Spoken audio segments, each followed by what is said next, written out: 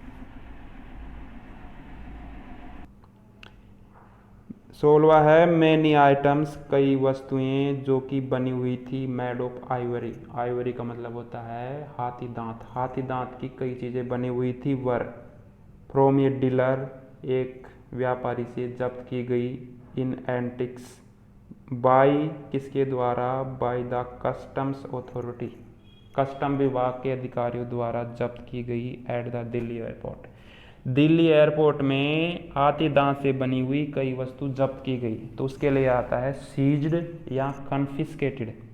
Confiscate का मतलब होता है जब्त करना। तो कोई चोरी करके सामान ले जा रहा है तो उसको हम जब्ती करेंगे तो ये आएगा कन्फिस्केटेड। कन्फिस्केटेड।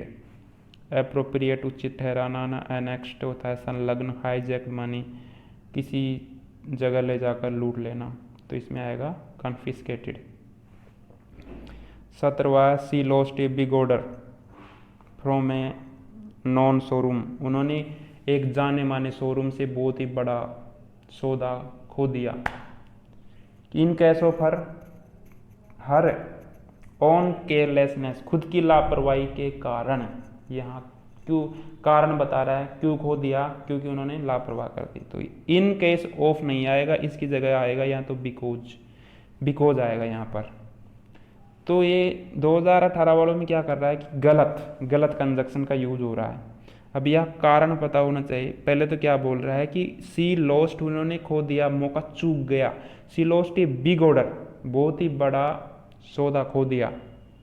किससे खो दिया? फ्रॉम ए नॉन शोरूम, एक प्रसिद्ध शोरूम था, उससे एक बहुत ही बड़ा मौका खो दिया, बहुत ही बड़े व्यापार का धोखा खो दिया। क्यों? अब कारण बता रहा है क्योंकि वो लापरवाह कर गया। तो इन केस ऑफ नहीं आएगा, यहाँ पर बिकॉज आएगा। तो इसमें इन केस ऑफ में गलती है। अब है इनएप्ट। इनएप्ट का मतलब होता है अकुशल, कोई काम अच्छे से करने में असमर्थ, दक्षहीन होना। Not able to do something well, तो इसके लिए सिनोनिम्स आएगा क्लमसी। क्लमसी आएगा बेढंगा, बेतुका। इनकॉम्पिटेंट, अनस्किलफुल, अनस्किल्ड, इनएक्सपर्ट, ये बोल सकते हो आप उनको।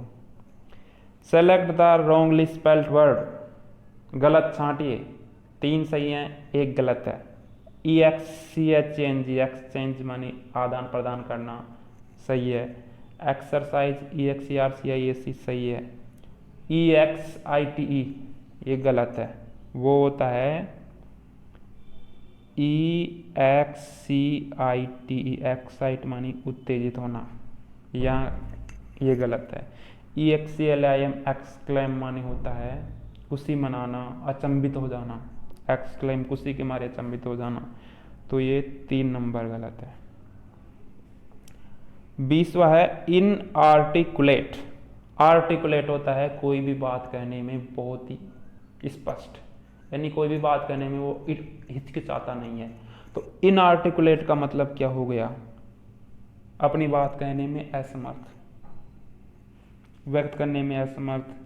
तो इसके सिनोनिम्स हो गए इनआर्टिकुलेट के synonyms: inarticulate, incoherent, hesitating, not clear और easy to understand, to say something that is not clear. तो इसका सिनोनिम्स क्या आ गया? इनकोहेरेंट। अब फ्लुएंट का मतलब क्या होता है? स्पष्ट, ये तो हो ही नहीं सकता।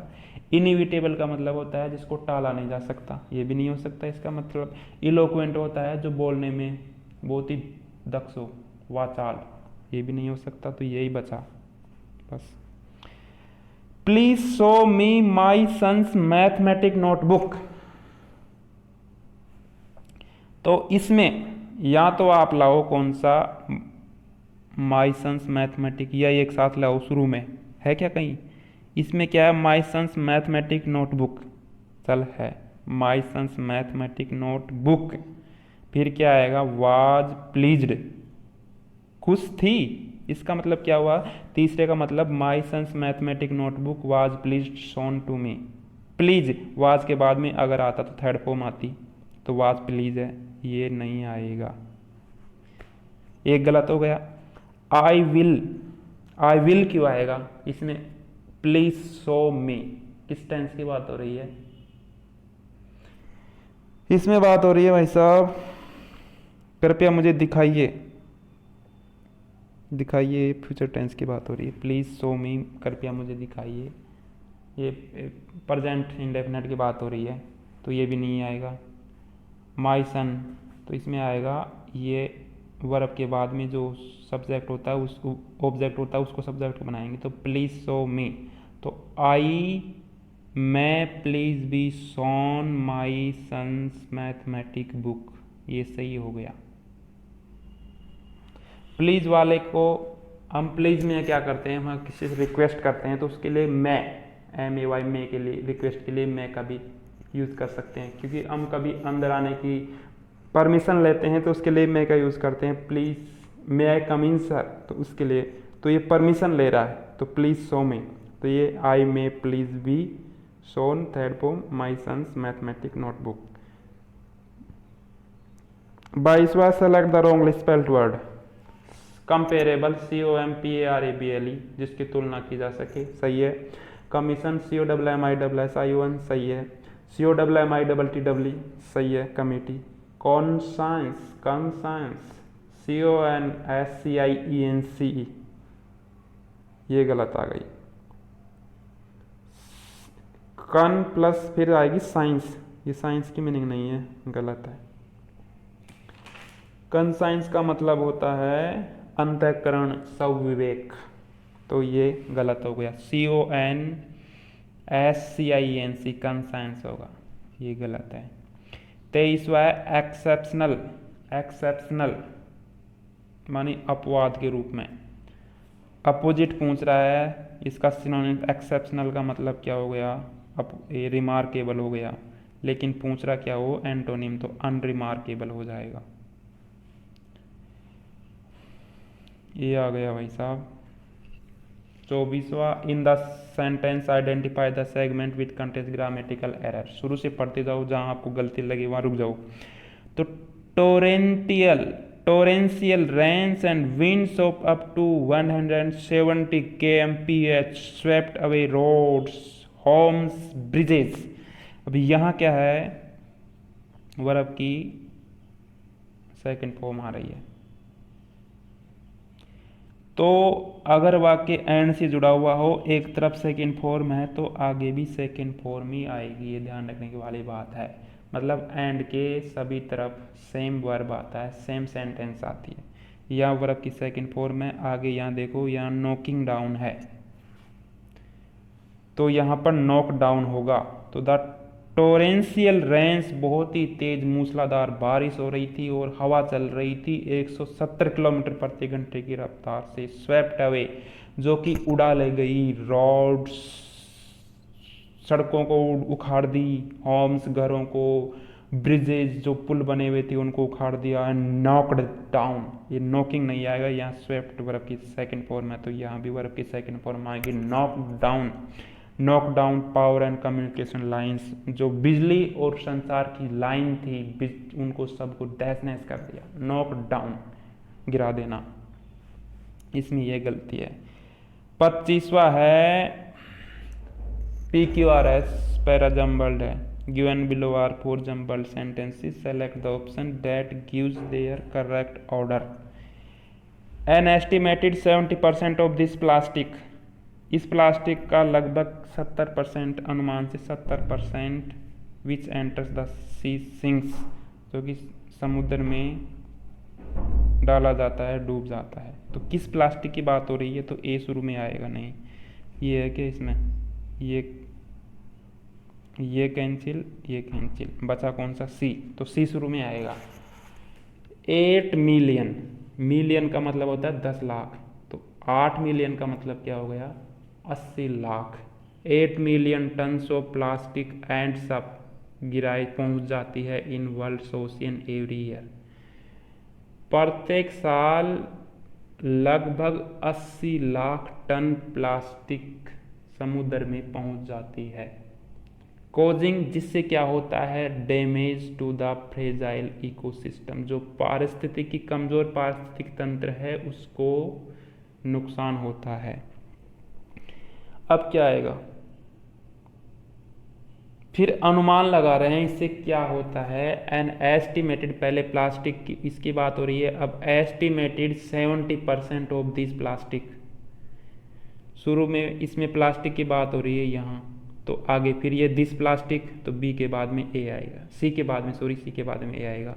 तो N estimated 70% of this plastic, इस प्लास्टिक का 70% भाग है ना, विच एंटर्स द सी, तो समुद्र में पहुंचता है, सिंक्स, तैरता रहता है, सॉरी तैरता रहता नहीं, डूब जाता है, समुद्र की पैंदे में चला जाता है, और पैंदे में समुद्री जीव रहते हैं, ब्लू व्हेल वगैरह। तो बी के बाद सी के बाद में ए आ गया। अब and much of it, it किसके लिए है, प्लास्टिक के लिए, तो much of it is not biodegradable, इसमें से ज़्यादातर है ना उसको पुनः चक्रीकरण नहीं किया जा सकता, उसको गलाया नहीं जा सकता, बायोडिग्रेडेबल नहीं है। दिस इज ए प्रॉब्लम, ये एक समस्या है, that stretches far beyond India, जो कि इंडिया से दूर तक चली गई है, पूरे संसार में व्याप्त है ऐसी समस्या। तो क्या हो गया, B A C A D B, A fix हो गया। तो सी के बाद में ए फिक्स हो गया अपने, तो बस सी के बाद में ए कौन से में है, केवल इसमें ही है, सही है, बस आगे देखने की जरूरत नहीं है, दो फिक्स कर दो अपने आप सही हो जाएगा। तो दोस्तों इसी के साथ एसएससी सीजीएल 2018 का पेपर था, 4 जून 2019 को हुआ था, टाइप थर्ड, 4 से 5 बजे के बीच में। तो ये पेपर पूरा हो चुका है, आशा करता हूँ आपको पसंद आएगा। अगला पेपर का सॉल्यूशन लेके मैं जल्दी हाजिर होऊंगा। बहुत बहुत धन्यवाद दोस्तों देखने के लिए, देखते रहिए और अपने दोस्तों के साथ शेयर करते रहें, अगर अच्छा लगे तो। थैंक यू सो मच दोस्तों।